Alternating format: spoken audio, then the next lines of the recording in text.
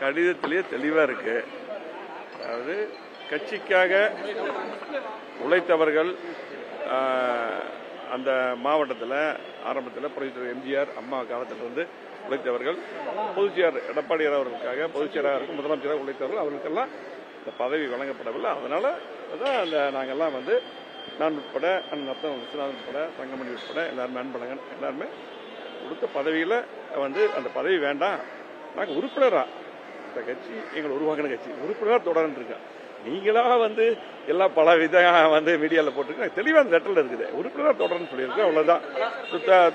அதில் அந்த கூட்டத்துக்கு எங்களுக்கு எப்பவுமே வளர்மை கூப்பிடுவாங்க. இந்த தடவை எங்களுக்கு தகவல் சொல்ல, அதே போல் நாங்கள் அப்போ அதுக்கு முன்னத்தினாலே நாங்கள் கடிதம் கொடுத்துட்டோம்.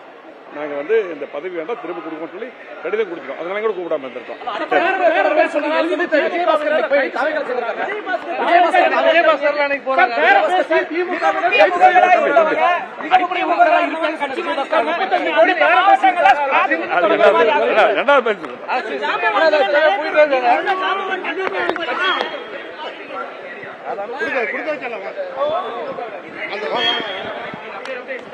நான் சொன்னது ஜாம்பவான் அர்த்தம் வேற, அது முழுமையா போடாம போட்டிருக்கீங்க.